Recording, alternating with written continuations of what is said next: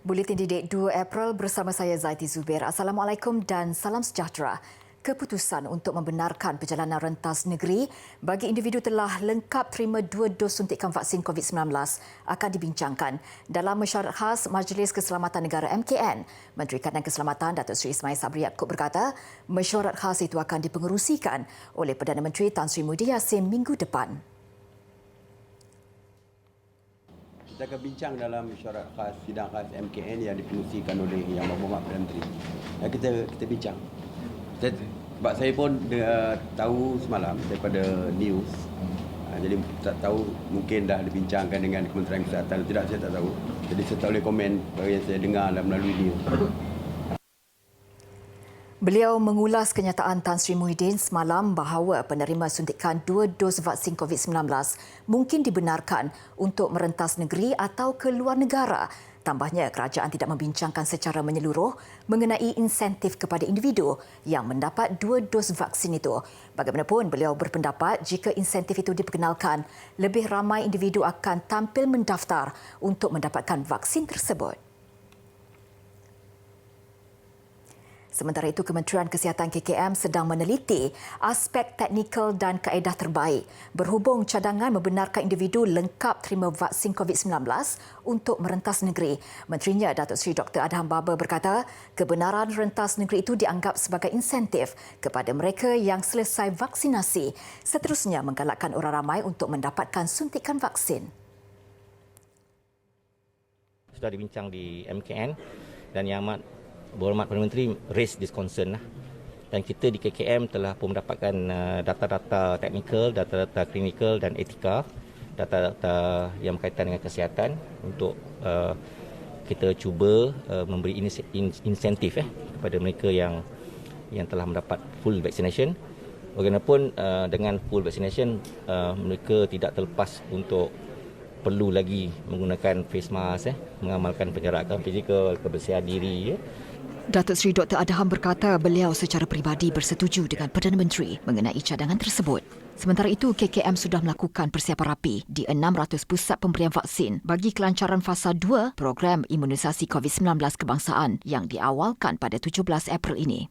Terdahulu, Datuk Seri Dr. Adham menyampaikan hadiah bagi kempen My Debit KKM di Putrajaya siang tadi. Dalam perkembangan sama, bagi mengurangkan risiko penyebaran COVID-19, Hari Tanpa Tunai akan diperkenalkan tahun ini di fasiliti Kementerian Kesihatan KKM. Program itu akan dilaksanakan secara rintis di hospital dan klinik kesihatan sebelum diperluaskan ke semua fasiliti KKM seluruh negara. Keperluan untuk kita mengamalkan norma baru dalam era pendigitalan negara. Yang penting pada hari ini ialah kita mahu melihat bagaimana penggunaan cash itu yang mana boleh mengurangkan risiko penyebaran kuman-kuman ataupun virus COVID ataupun virus lain di kertas-kertas ringgit Malaysia tersebut atau wang itulah. Jadi dengan pengurangan risiko ini satu langkah yang sangat bijak dan penting.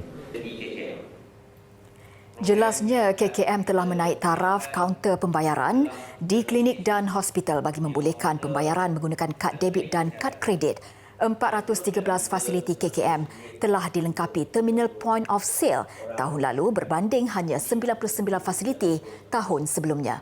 Saya tak lupa juga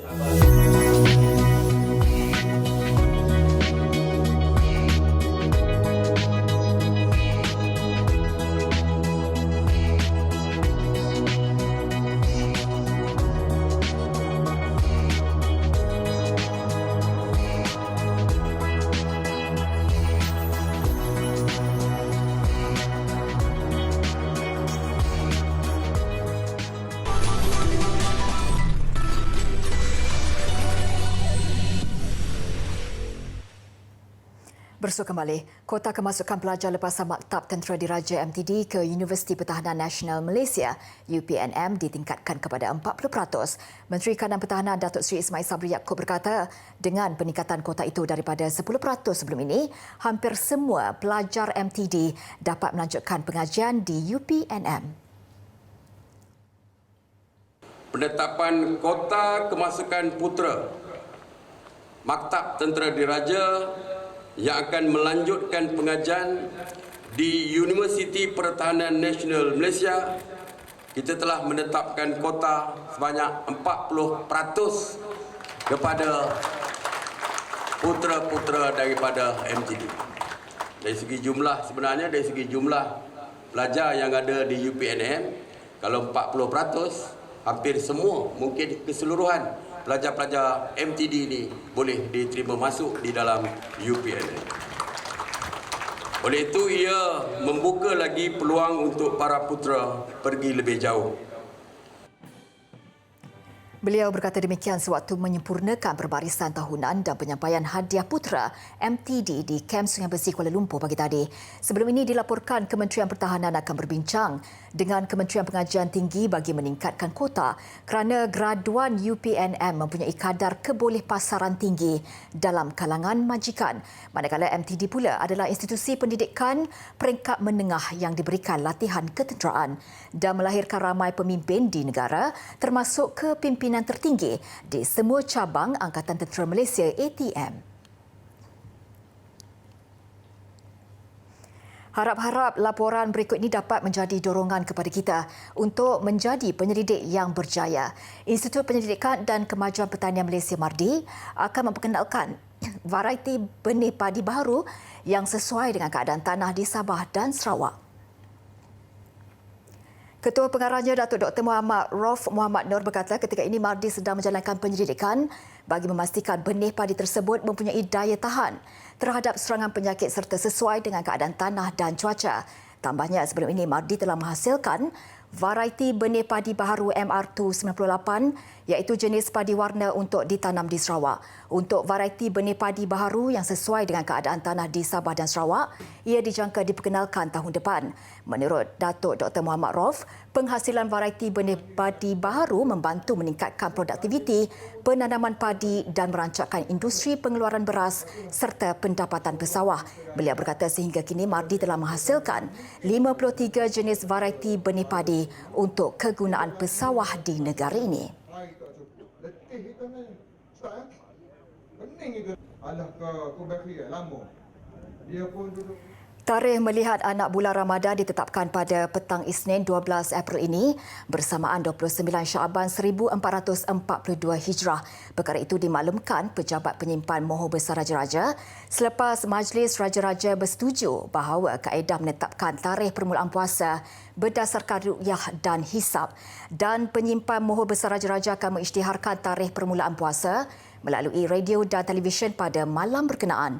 Kenyataan itu juga menyebut cerapan anak bulan akan dilaksanakan di 29 lokasi terpilih oleh jawatankuasa diperkenankan untuk melihat anak bulan. Antaranya Pontian Kecil Johor, Kompleks Falak Al-Kawarizmi Kampung Balik Batu Tanjung Bidara Melaka, Kompleks Baitul Hilal Teluk Kemang dan Port Dickson Negeri Sembilan.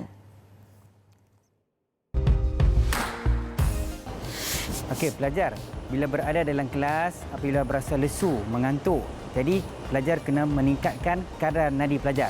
Apabila kadar nadi ditingkatkan, jadi kita akan hilanglah rasa mengantuk tu. Jadi apa yang boleh pelajar lakukan? Pelajar berdiri, berada di sebelah meja. Okey, berada di sebelah meja pelajar, buat aktiviti yang cikgu cadangkan, boleh buat jumping jack. Sebab apa? Jumping jack ni dia tidak bergerak, dia hanya bergerak setempat. Contoh 1 2 3 4, 5, 6, 7, 8, 9, 10. Okey, 10 kali tak cukup lagi. Okey, pelajar selang selikan dengan squat. Okey, 1, 2, 3, 4, 5.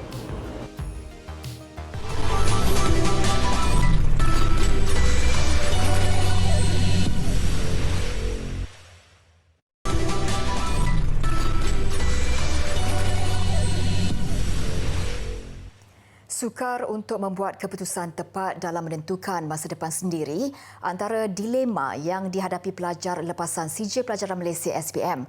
Mungkin ada yang masih tercari-cari hala tuju masing-masing dan ada yang berpendapat tips utamanya ialah pelajar perlu membuat kajian potensi kursus dan universiti yang bersesuaian dengan keputusan dan minat masing-masing. Bagi Kui Yi Kuang, pelajar dari Sekolah Menengah Kebangsaan Teluk Cempedak Kuantan Pahang, dia memilih untuk terus melanjutkan pelajaran sebaik keputusan SPM diperolehi nanti. Jelas Kui, dia sudah menetapkan haluan pengajiannya selepas ini demi memastikan impiannya menjadi seorang jurutera tercapai. In the past few weeks, I have applied for UPU and matriculation. I have also thought about applying for foundation. I would like to increase my academic level before pursuing my future profession. I am currently leaning more towards an engineering course. Which engineering course, I am not entirely sure yet, but hopefully I will be able to make that decision before going to university. Begitupun Kui mengakui ada sebahagian rakan-rakannya yang masih keliru sama ada ingin meneruskan pengajian ke peringkat ijazah atau menceburi dunia pekerjaan.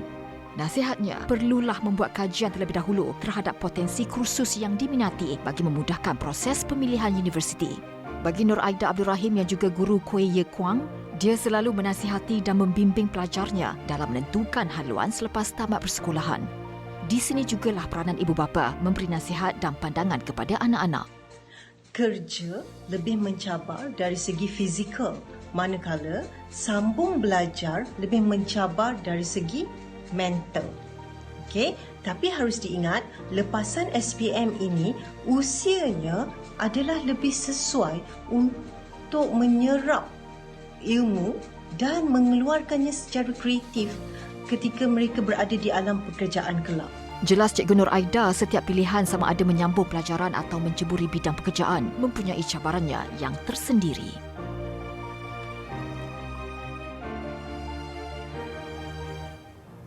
Seawal usia 8 tahun sudah berpeluang membuat persembahan di hadapan khalayak ramai melalui kelab ukulele murid Sekolah Kebangsaan Seri Sabak Uni Batu Pahat Johor.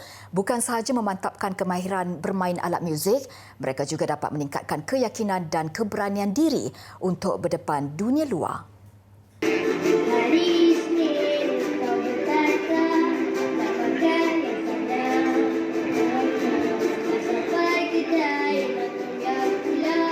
Bermula dengan hanya 2 murid ketika penubuhan kelab pada 2018, ia sekadar untuk tujuan persembahan Hari Anugerah akhir tahun. Lama-kelamaan, saya telah mendapat satu ilham dan lagu pertama yang kami persembahkan sewaktu Hari Anugerah itu adalah lagu Sayang Kinabalu, berdurasi lebih kurang 3 minit. Dan Alhamdulillah, dapat tepukan gemuruh daripada ibu bapa dan juga para guru. Dan saya meneruskan lagi kelab ni dan lebih ramai lagi murid-murid telah menyertai dan turut terlibat pada tahun berikutnya, iaitu tahun 2019, di mana kelab ukulele Sabak Uni ini telah menerima banyak jemputan, antaranya UTHM dan juga Kementerian Pelajaran Malaysia sendiri telah menjemput kami untuk buat persembahan di Summit dalam jelajah KPM. Bagaimanapun, bilangan ahli bertambah kepada 10 orang kerana ramai murid yang berminat mempelajari ukulele. Keahlian dibuka kepada semua murid tanpa perlu melalui uji bakat serta tidak perlu mempunyai pengetahuan asas muzik. Bagaimanapun, persembahan terpaksa dihadkan sejak tahun lalu berikutan pandemik COVID-19. Begitu juga dengan sesi latihan hanya berlangsung 2 kali sebulan. Berbekalkan alat muzik sendiri, murid-murid ini diajar daripada langsung tidak berkemahiran sehingga dapat menguasai 100%. Setiap kali sesi latihan, guru penasihat Nerwendi Yusof memperkenalkan 2 chord atau lebih. Dan bagi menarik minat, kebiasaannya beliau memilih lagu-lagu hit dan terkini supaya lebih mudah diikuti dan dekat di hati murid. Saya minat bermain ukulele dan dulu saya suka tengok channel Aisyah Desert ketika main ukulele. Masa mula-mula saya masuk ukulele tu susahlah nak main dia. Tapi sekarang saya dah boleh main dah ukulele ni. Saya telah belajar ukulele selama 3 tahun. Yang membagi dorongan kepada saya ialah family saya, terutamanya ayah saya. Saya belajar bermain ukulele sejak 3 tahun yang lalu, iaitu semasa di tahun 4 atas dorongan ibu bapa dan juga guru-guru di sekolah, terutamanya Cikgu Nurwandi bin Yusof. Saya bersama-sama ahli Sabah Uni Ukulele Club pernah membuat persembahan di majlis-majlis rasmi peringkat sekolah dan juga peringkat kebangsaan. Sehingga kini, Kelab Ukulele SK Seri Sabah ini berjaya menghimpun kira-kira 80 keahlian sejak 2 tahun penubuhannya.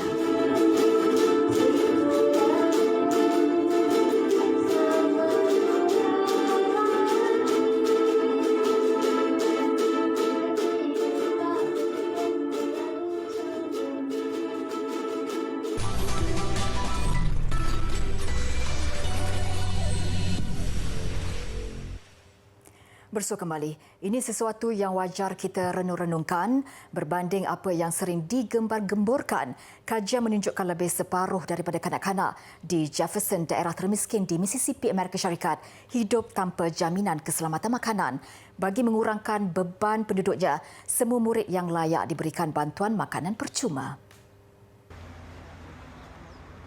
Program bantuan makanan ini dibiayai oleh Kerajaan Negeri Mississippi sejak lebih setahun lalu.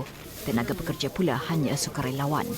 Ini kerana sebahagian daripada mereka juga terpaksa ke bank-bank makanan untuk mengisi perut sendiri dan keluarga. Dan kerana itu juga, bantuan makanan ini terpaksa dihantar ke rumah-rumah dan dengan menggunakan bas sekolah. So a lot of kids didn't have the opportunity nor the transportation to pick up the meal, so we decided as a district we needed to go door to door. Daerah Jefferson mempunyai penduduk sekitar 7,000 orang dengan kadar pengangguran ialah 17% pada Januari lalu berbanding sekitar 6.3% di peringkat kebangsaan. Daerah Jefferson mempunyai penduduk Afrika Amerika paling tinggi di Amerika Syarikat dan banyak daripada keluarga di sini hidup dalam kemiskinan sejak bergenerasi lamanya. Dan sejak pandemik COVID-19 melanda, murid-murid di Jefferson hanya ke sekolah 2 hari seminggu, manakala 3 hari lagi mereka akan belajar dari rumah.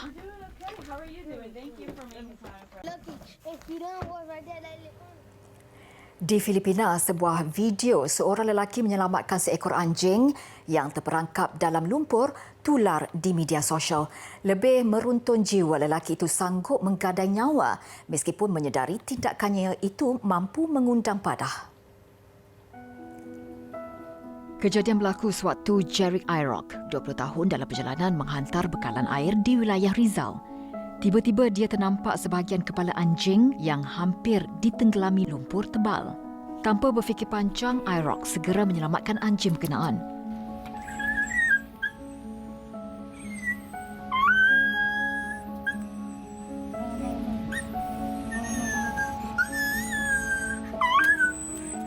Apabila diselamatkan, haiwan itu kelihatan tidak bermaya dan disangkakan mati. Mujur ia kembali aktif tidak lama kemudian. Video dirakam sahabat Irock, Jake Lester Supnat, tular di hampir semua platform media sosial. Anjing berkenaan dibawa ke rumah berhampiran sebelum dibersihkan dan diberi makan.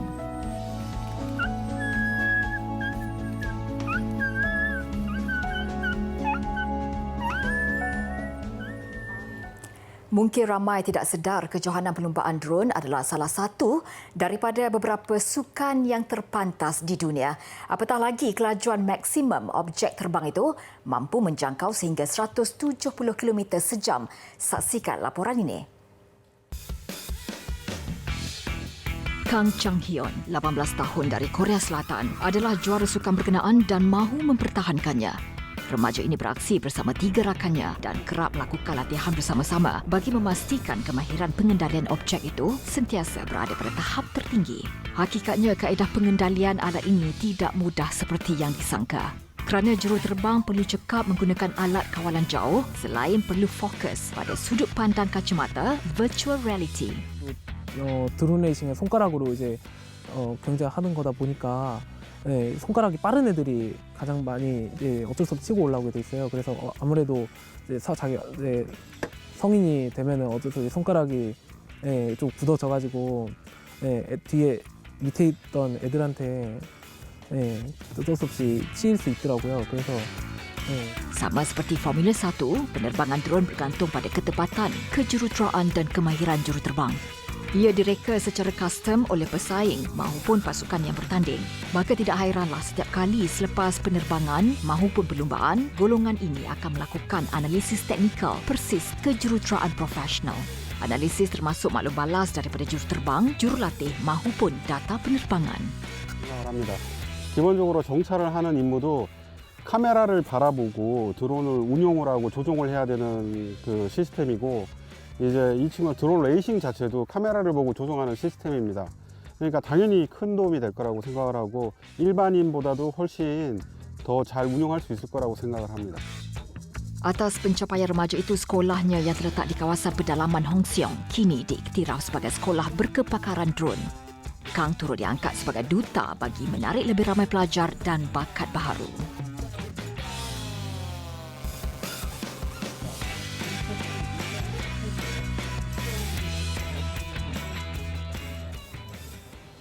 Kalender sukan permotoran tempatan dihangatkan dengan penganjuran Grand Prix perlumbaan elektronik GP e-Racing edisi global. Memasuki edisi kelima, ia dijadual bermula 3 April ini mengumpulkan pelumba simulasi terhandal dari rantau Asia Tenggara.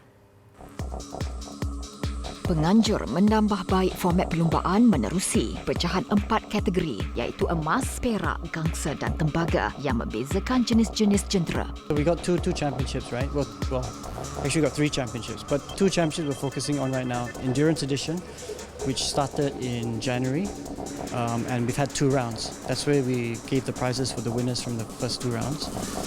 Global edition is a different championship. It's a sprint championship, not an endurance championship, and that starts this weekend and it goes for 5 weekends. Pemenang simulasi kali ini akan membawa pulang trofi kejuaraan istimewa. Sementara pelumba yang menunjukkan prestasi meyakinkan akan diserap oleh penganjur untuk bertarung saingan sebenar di litar.